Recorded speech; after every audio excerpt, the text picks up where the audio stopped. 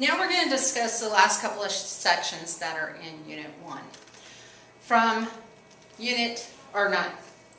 from Section 7 on through till Section 13, we've basically practiced everything that we've done, okay?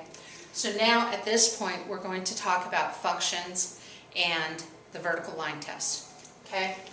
Now, first of all, we will be talking about maximums and minimums in a minute, okay? First of all, line graphs, okay? There are no maximums and minimums in line graphs unless you have the practical domain or practical range. But right now, looking at this, when we have a positive slope, this is considered a function, okay? A negative slope is considered a function. A zero slope is considered a function. The undefined slope is not a function.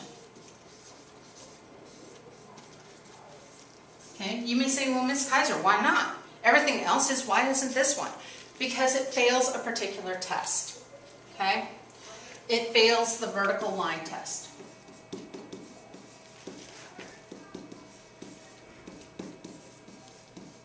Okay? So if I have a graph, doesn't matter how it goes, whatever, is this a function? Well, how can I tell? Well, I want to use the vertical line test to see whether or not this is a function. So I take a vertical line, doesn't matter, pencil, and I go across. As long as the graph does not hit my shadow or my ruler here, in two places at once, it passes the vertical line test. So this one passes. So it's a function. Okay? Now if I have a grid or a graph, and it's like this, okay? Does it pass the vertical line test?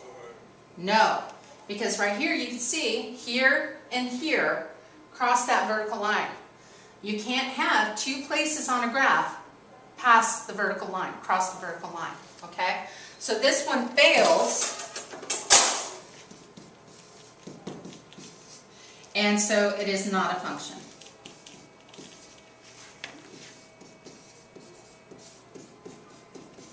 Okay?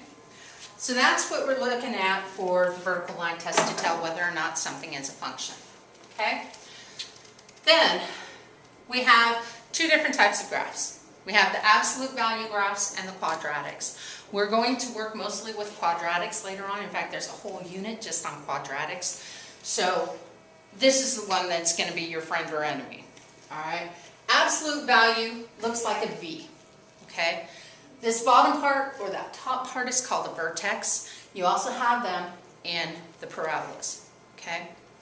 So when you're looking at the vertex, that's where the graph changes directions. Alright? So where that vertex is whether or not we have a maximum or a minimum.